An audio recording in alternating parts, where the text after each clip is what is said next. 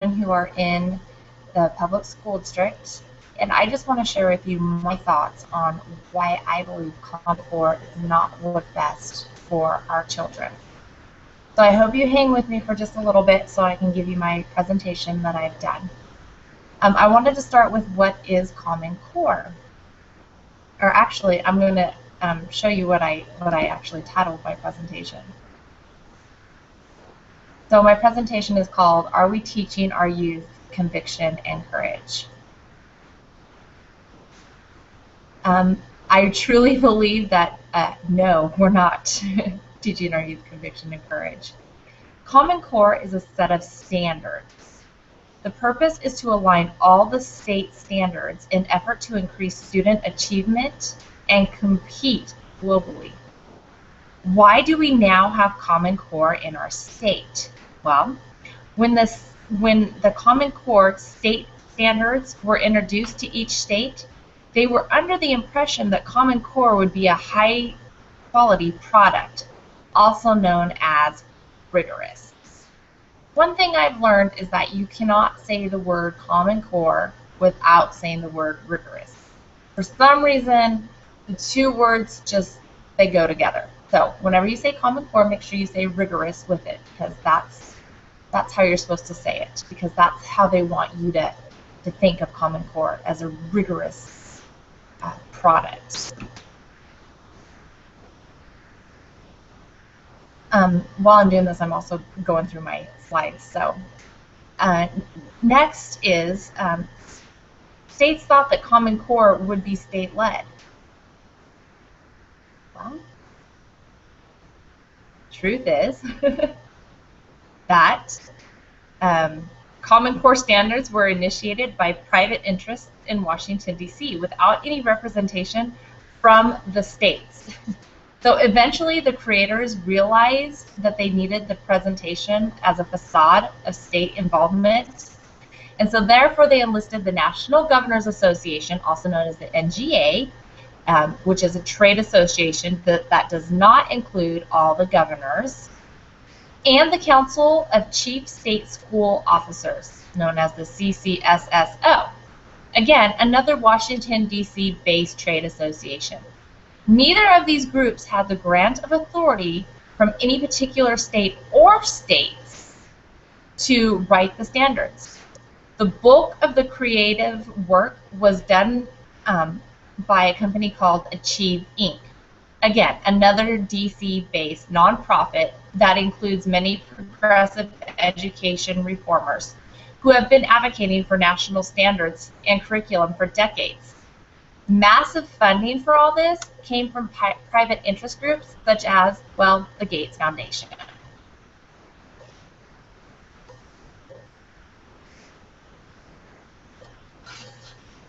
Don't want to get lost. Okay.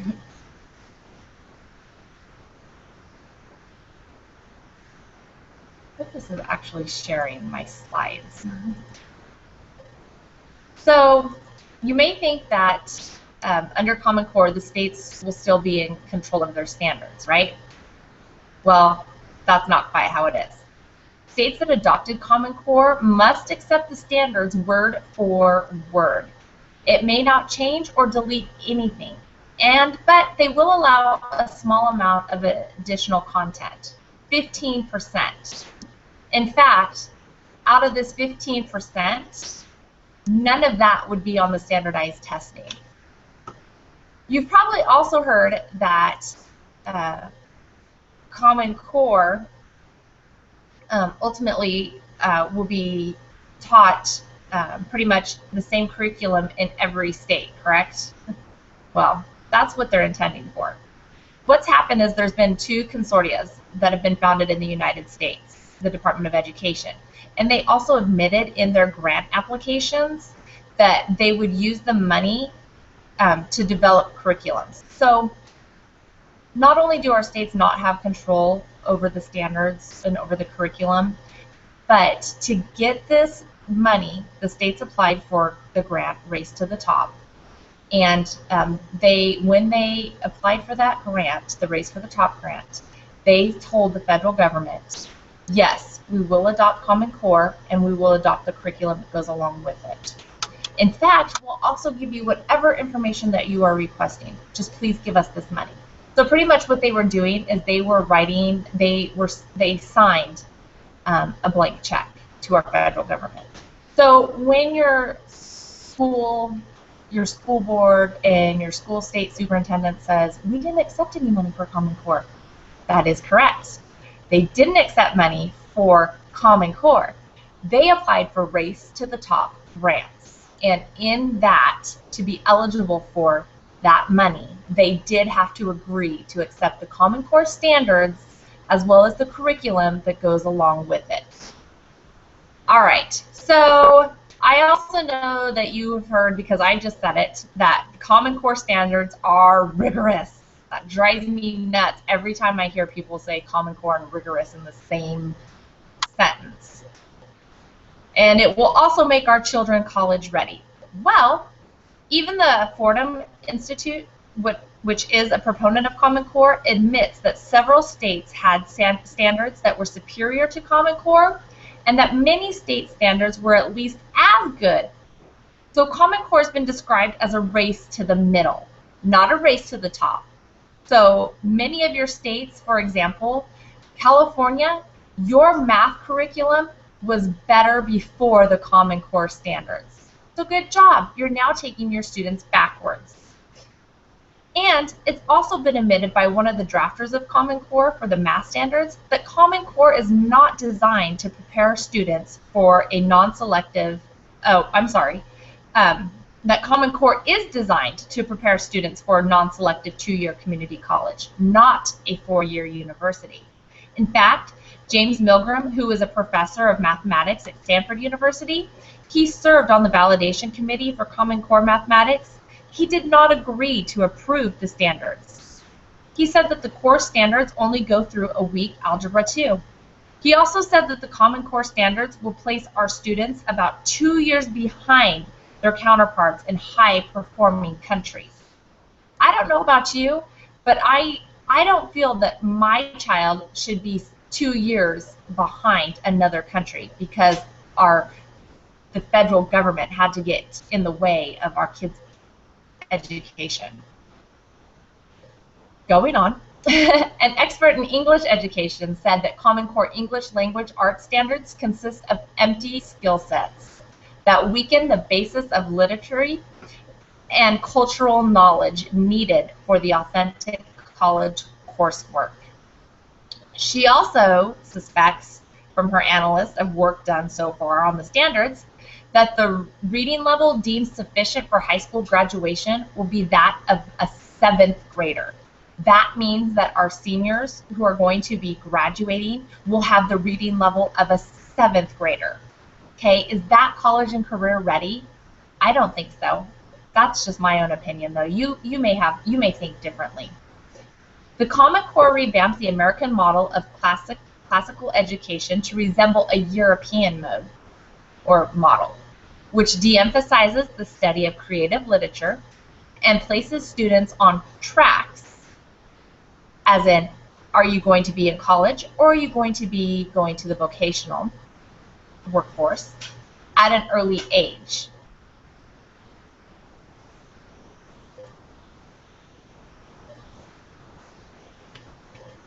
So they keep talking about that it's going to make our students college ready. Oh, and that it's also internationally benchmarked. Well, I will tell you right now that it's not internationally benchmarked. In fact, let me get on the correct screen right here. There we go. Okay. There has been no information provided to the validation committee to show how Common Core stacks up against other standards in high-achieving countries.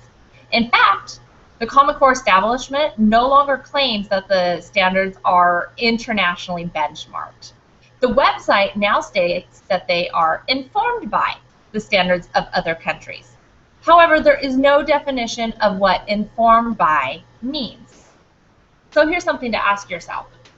What countries were we supposed to be benchmarked to? Because Common Core standards are not internationally benchmarked.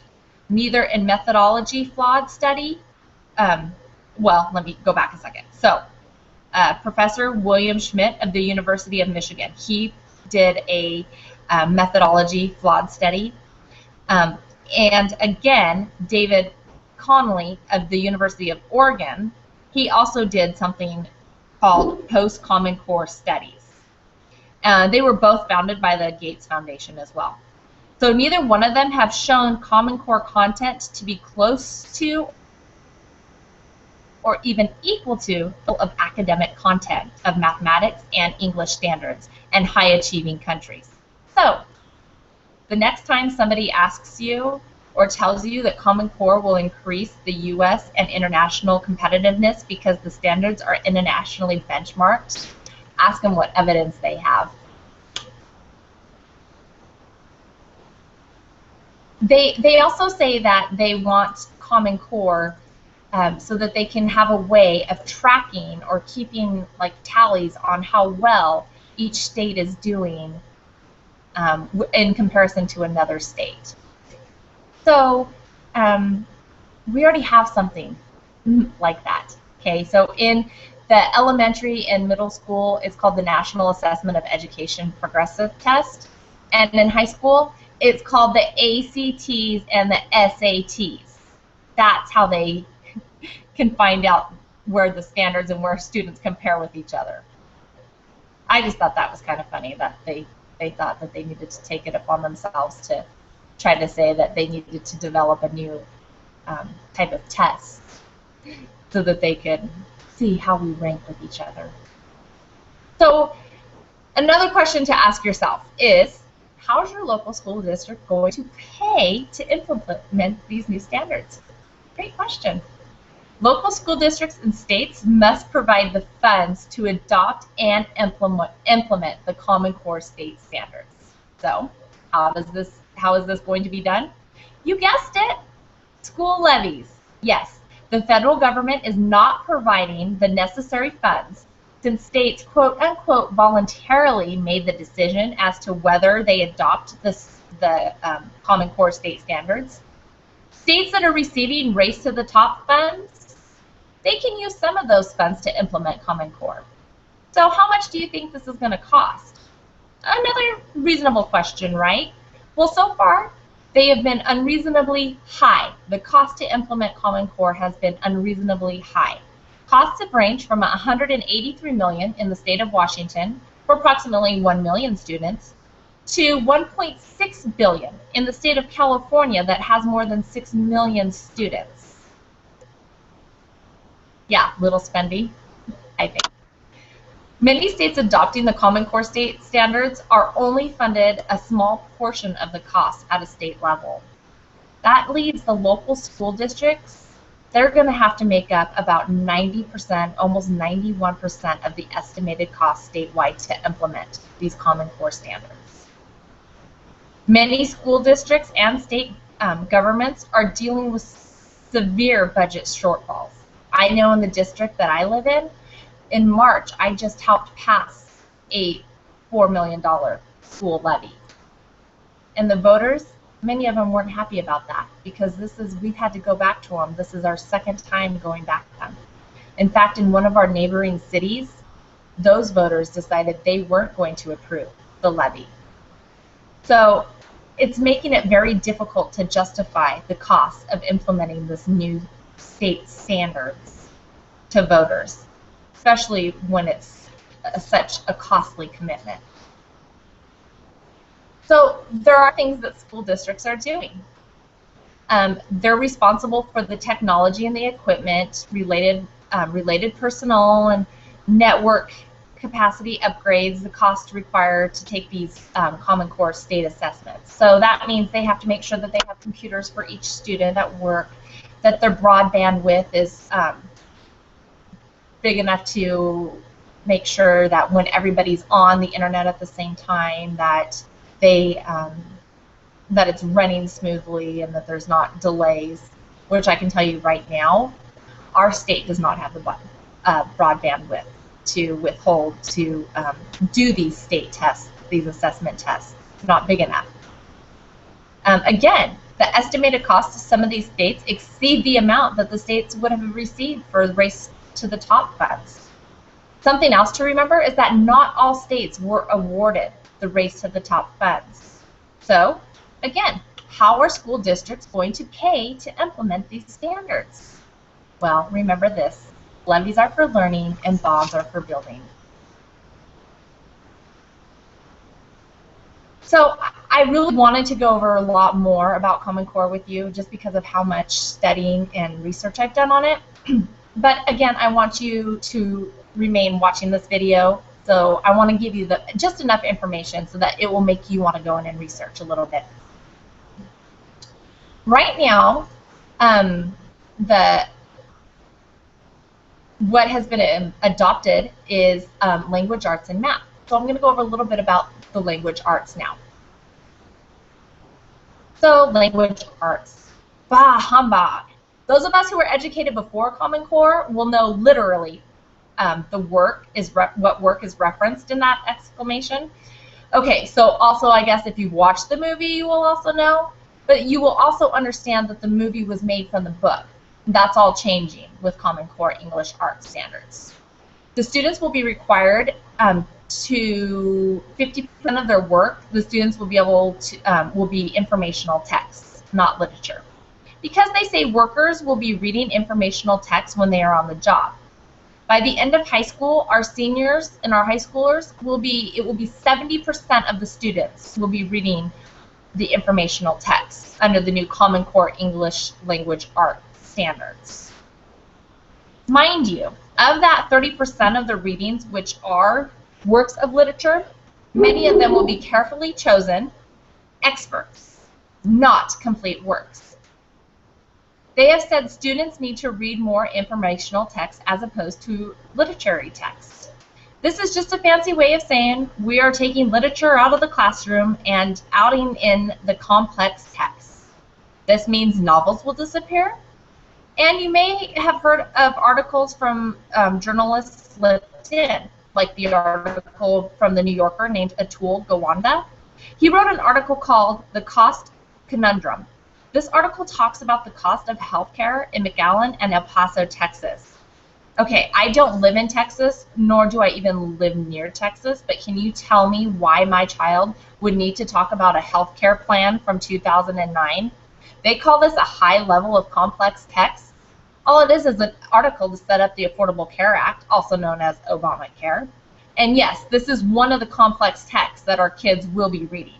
In fact, you can find all the text if you Google search Common Core Appendix B. So my son, who's in 8th grade, will be reading the preamble to the United States Constitution. What I'd like to know is, why can't our kids read the whole thing? Why is it only part of it? So the preamble, it just pretty much is a brief introductory statement of the Constitution, fundamental purpose, and guiding principles. So first, my son's going to read the preamble to the Constitution and the First Amendment, which are required. You can see that on page 93 of Appendix B. The next reading assignment is The Words We Live by Linda R. Monk. That can be found on page 95. We the people. The first 3 words of the Constitution are the most important. But who are we the people? This question's troubled the nation for centuries. As Lucy Stone, one of America's first advocates of women's rights, asked in 1853, we the people. Which we the people? The women were not included. Neither were white males who did not own property, American Indians, or African Americans, enslaved or free. What is interesting about this is that she does not talk about Article 1, Section 2 of the Constitution, where that turns the franchise over to the states. No one is prevented from voting in the Constitution. Voting was left up to the states, as the founders designed our central government to be weak, which means not to be in control of everything such as healthcare or education. By the time the states ratified the 19th Amendment, 15 states had already extended the voting franchise to women. Then they call in Thurgood Marshall, In order to see the evolving nature of the Constitution, we only need to look at the words. And who is we, the people? Not us. They are trying to undermine the Constitution, and this is done again and again in the standards. Anytime they claim to be teaching something traditional, they are really trying to undermine it. When they want to teach something that's more progressive, they prop it up and hold it up to what they think students need to learn. In all my research, which again I can tell you is way over 1,000 hours, and I've spent researching and reading papers and going through texts, I have found Common Core to be anti-family and anti-religious. There is not a single book on that list that was inspired by religion. They have removed St. Augustine's Confession. It was widely seen as the first Western autobiography ever written. There is no Paradise Lost by John Milton, who is considered to be one of the greatest English poets of his time. No Sinners in the Hands of Angry God by Jonathan Edwards, which is widely studied by not only Christians but by historians as well, providing a glimpse into the theology of the Great Awakening. Instead, they are reading texts from environmentalists and feminists. Just an example. In 11th grade, the students are to write about eco-fashion. Well, what is eco-fashion? Eco-fashion is an environmentally friendly fashion. It talks about like how much water is used to wash a t-shirt, or how some companies say that they are eco-friendly, but they're really not. Okay, when I was in high school, we read Shakespeare. So what exactly are our kids learning from that? Well, it's more shaping their minds and their attitudes. This is the goal of Common Core, to shape the attitudes of our children. The books they want our kids to read now are vulgar teaching, pornographic, and it also comes with every defiant lifestyle you can even imagine. You won't find that in the Appendix B, however.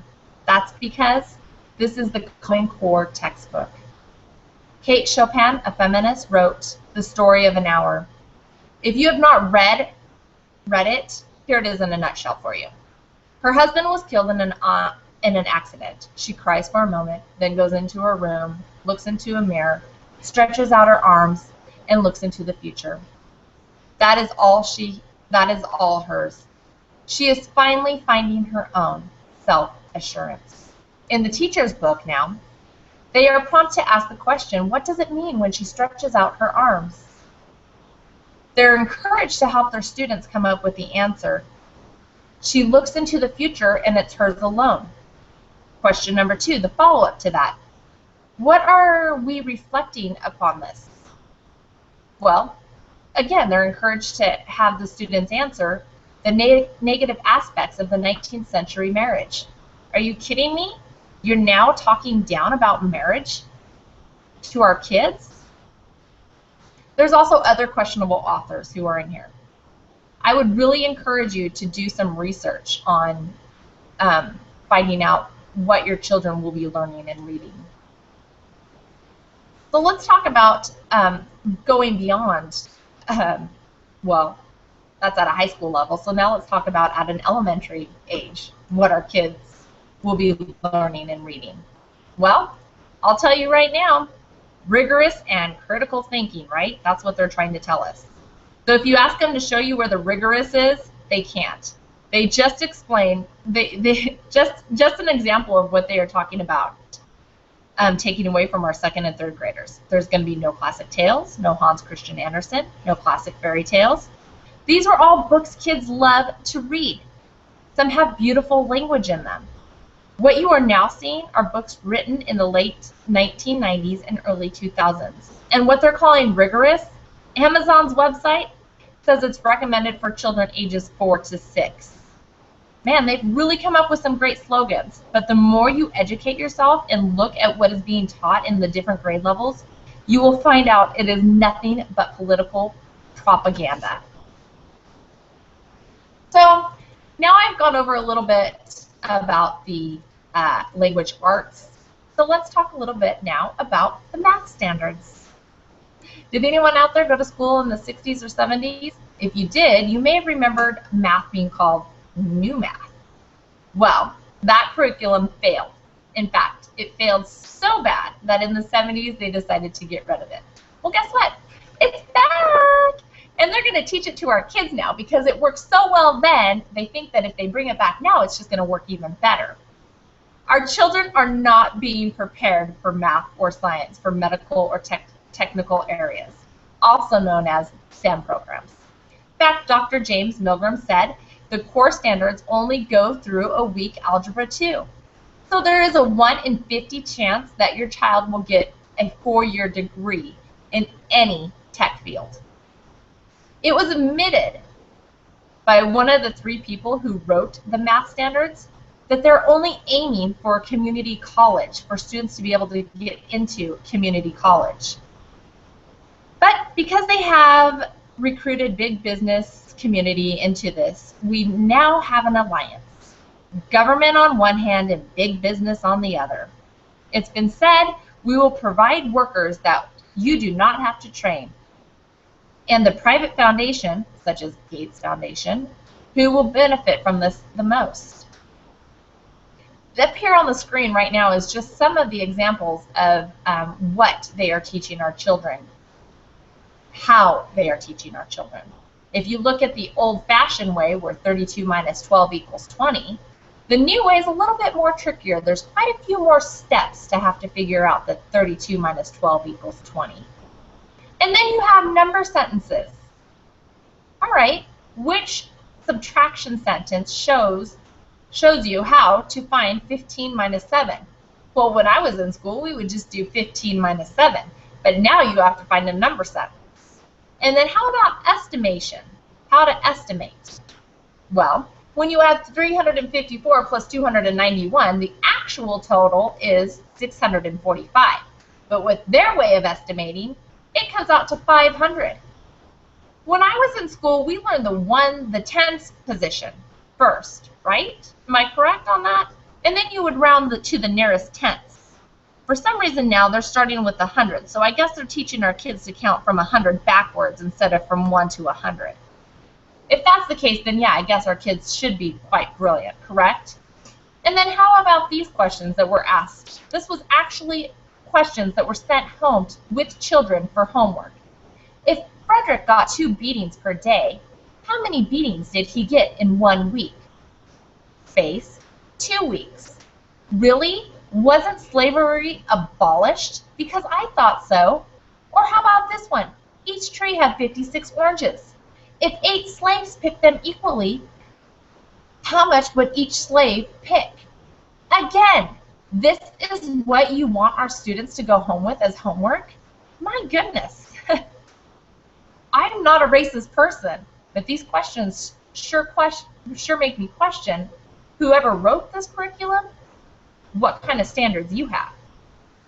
So what Common Core is telling and what the proponents are saying is, in writing out the explanation, the child is going through a thought struggle. And this struggle is what is producing a high level of thinking. So they are justifying all kinds of students, those who are on IEPs or those who are above grade level and already know the answer. They are forcing them to turn math into a language arts subject. Teachers are now starting to see that instead of dealing with math symbols, they're now dealing with verbal skills and writing skills. I'm sure you've also even heard that if the answer is wrong, but they can explain how they got the answer, it's still correct.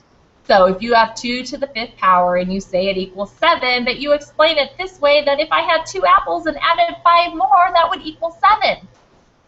Well, even though that is the wrong answer, it can still be correct because you explained something. I'm not exactly sure what you're explaining, but you're explaining something even though it's wrong. So let's go ahead now and talk about why they want you to show your work. Well, here's a great example for you. Get a pen and paper because I want to read this to you. Or you might even be able to do it in your head. If there are 18 students in a class and the class counts itself by a number and ends up with 90, what number did they count by? Let me go ahead and read that again. If there are 18 students in a class and the class counts itself by a number and ends up with 90, what number did they count themselves by? Well, if you got 5, you are correct. Now I'd like for you to explain to me how you got that answer. Did you divide it? Well, if that's what you did, you're wrong. You need to have 19 circles, 90 hashes, with a total of 108 steps to be correct. Now, did you show your work? And if you did, how did you get that answer? So let me just go over that one more time. Just to make sure you understood, let me explain where they're trying to come from. Okay, this I have to read, I'm sorry. So first you have to find the whole number quotient and remainders with up to 4-digit dividends and 1-digit divisors. Using strategies based on place value, properties of operation, and or the relationship between multiplication and division, illustrate and explain the calculation by using equations, rectangular arrays, and or area models. I'm sorry, what? And if you didn't understand that, well, good luck explaining it to your 4th grader, because that's what they're teaching them. Let's now talk about the STEM program, which, you know, many colleges are really starting to get into this. I know that our college here is really promoting it. So the Department of Commerce notes that STEM field careers are some of the best paying and have the greatest potential for job growth in the 21st century. The report also notes that STEM workers play a key role in sustaining growth and stability in the U.S. economy, and training in STEM fields generally result in higher wages, whether or not they work in a STEM field.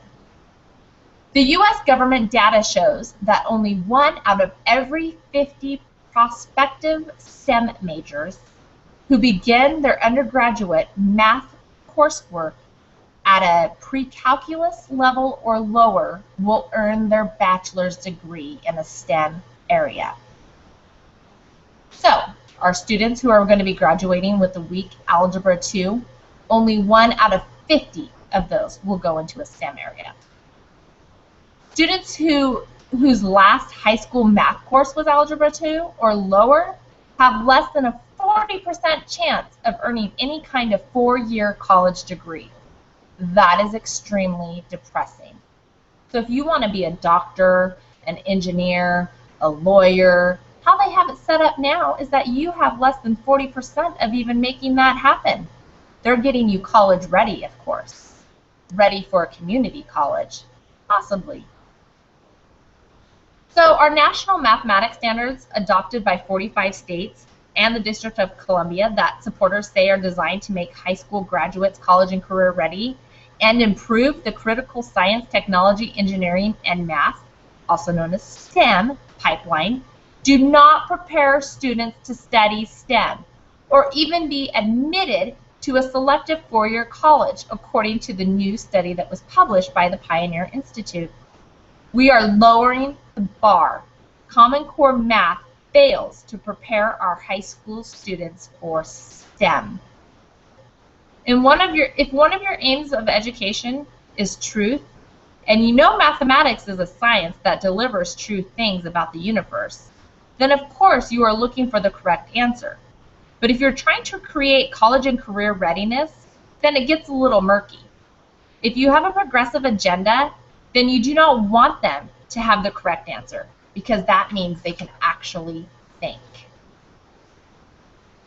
So let's talk about something a little bit different now. Let's go ahead and talk about what standards will be adopted next. And that's going to be the history and science standards. Well, let me just tell you, I don't have enough time to go in and cover all of that. So here is the website. If you would like to go in and do some research, I definitely would encourage you to do so. Now I want to talk about the one thing that's most concerning to me, and that's the data mining. So one of the biggest reasons I am anti-Common Core is because of the data mining. In order for states to be eligible for the Race to the Top funds, they had to do three things. They had to be willing to adopt the Common Core standards, okay, be willing to implement the standardized testing, and they had to collect data from schools. In fact, schools, they had to build a data system that the federal government said, yeah, we'll go ahead and accept that. Because by federal statute, the federal government cannot maintain a national student database. So they're having states build an identical data system so that all states can share data. This data is beyond just educational data. Yes, I do know that schools have always collected data on our students. However, that data was always anonymous, and it didn't ever go outside the education department. So what's the purpose of data mining? Well, this is a progressive workforce model. They want to be able to track our children from preschool through the workforce. This is called P20W, P-20W. The P in some states actually stand for prenatal. In our state, it stands for pre-K. So, you want to know more about what type of questions they're filling out each month on every single student in the school district? Well, this is just Idaho's, and you can go probably to your Department of Education website and find out. But it's called IC, I.S.E.E. Or I can just go over some of them briefly here with you and let you know what some of the questions are that they're going to be asking. Are you ready? This is just the short list. Okay, in health factors, they're wanting dental records, birthmarks, eye and hair color, weight and height, if they're immunized, their health insurance coverage, their if there's any psychiatric problems, the results of medical tests, if they've had any blood tests and what their blood type is, what their weight at birth was, and what their condition at birth was. And that's needed. Why? Wait, let me keep going. They want to know what the dwelling arrangements and ownership is, if they're homeless, their attitude towards debt acquisition, the media use in the household, and the number of credit cards, average total balance. And also if members are engaged in public service. Moving on. They need methods to finance college, family, income range, tuition payment amount, all sorts of income documents such as stocks, bonds, IRAs, etc., and the total cost to educate the student. Now, if the student wants to work, they want to know how many hours they're working, what their work schedule is, their base salary or wage, work responsibility, work attendance, if they have work study, their work permit number, employee permit, the description, and let's just throw this in there, what their voting status is, really. Let's move on to what the family factors are. Numbers of persons owning businesses, parental income level, parental education level, parent occupation, hourly rate of pay, if the parents have insurance, and if so, what their policy number is, parent asset level, parent work status, and parental marital status. Last but not least, you know, this is education, so you'd think they want education information. So this is the education factors that they're asking for. What their IQ is, what their test results, their grades, if they have any community service hours, what their non-school activity is, if the type of meals that they eat at school, if they're a la carte, non-reimbursable, or what the purchase price was. I'm sorry, you need all of this because why? Because you're educating my children, or because you're trying to get information on me as a parent? So is Common Core only going to be around long enough for you to get the information that you need to track us, and then we'll go on to something completely different? I don't know. I'm not sure what the purpose of data mining is. Well, yeah, I do. It's a progressive workforce model to show that they want to track us from pre-K to the workforce. Because, you know, China has something like this as well. And again, like I said, you can go to your education website and click on the IC icon, and then you'll be able to read the over 400 questions that your school district has to fill out on each student every single month. So again, here's something interesting. Doziers. Yeah, That's what China has to track their citizens. So, exactly what is the dozier? Well, 9 states so far have sent those. Okay, they include names, social security numbers, hobbies, addresses, test scores, attendance, career goals, and attitude about school to public and private databases. Standardized tests are being incorporated psychology, they're incorporating psychology and behavioral assessments. Every state is also building databases to collect and share such information among agencies and companies. And the U.S. Department of Education has recently reinterpreted the federal privacy law so that school governments don't have to tell their parents what information is being shared about their kids. Really? I mean, just think about this. They have to get permission from me to give my students so much as an aspirin. And now they're going to start sending all this information about myself and as well as my child without my permission or without me even knowing? I also want to know how they plan to make sure that this information doesn't get into the hands of hackers.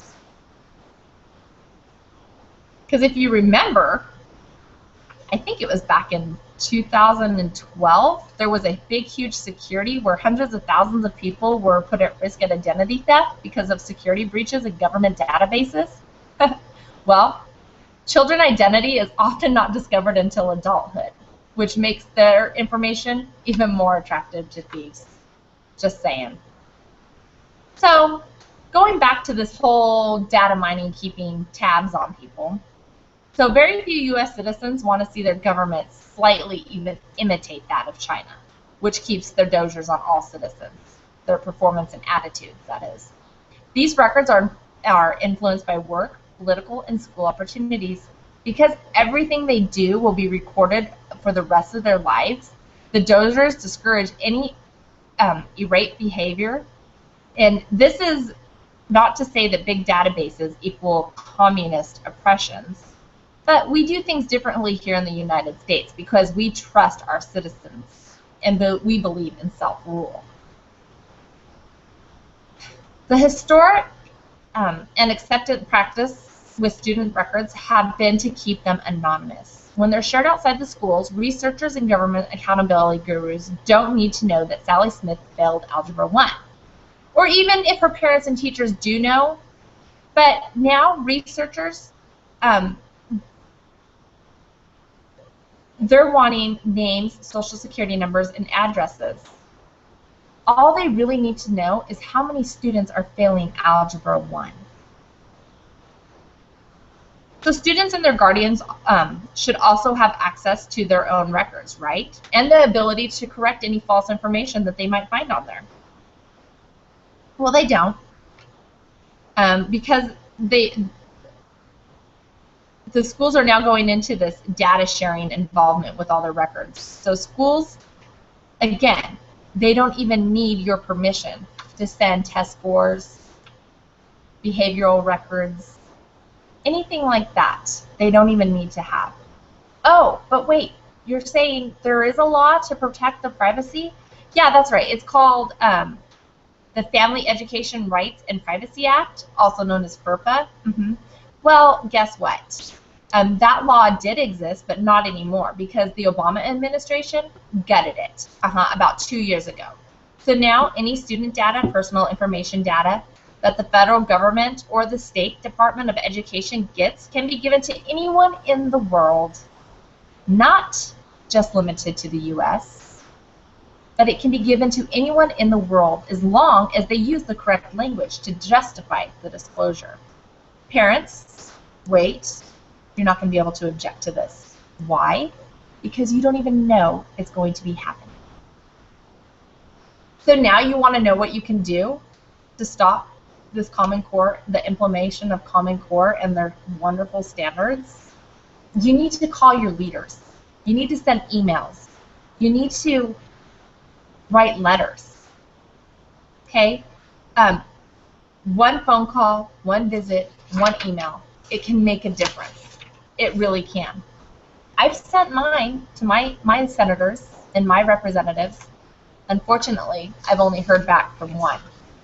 But I will tell you, in his email back to me, he does state how he doesn't agree with this and how they were kind of tricked into adopting this. And he also says here that the steps taken by the administration to push the Common Core standards are alarming and may present a dangerous path towards federal takeover of state standards. Absolutely it does. So before I let you go, I just have to share this with you. I was substituting in the class one day, and they asked me to give the Smarter Balance test. I kept it. Because I wanted to show people, like, really what these tests were about. And so it says in here, facilitator says, and then you are to encourage students on how to think or what answers to write down. It's all right here. It's all right here. It says, facilitator says. And then again, you're encouraged to help the students answer those questions.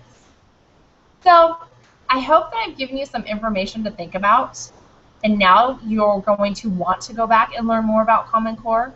But before you start the research on it, I would seriously consider contacting your governor, your senators, your representatives, leaders of your state, and encouraging them to stop the implementation of Common Core, because it is not what is best for our students. It is not what is best for us as adults. I don't need to be tracked. I know my children don't need to be tracked. This is just the government's way of making sure that they're able to track us. Because, again, the more that you're able to, the more information you have on somebody, the more control you have over them. So, again, back to kind of like a communist country. I don't live in a communist country, nor do I plan to ever live in a communist country. Therefore, this needs to stop now. Thank you for taking the time to listen to me. I hope you got a little bit of information out of here.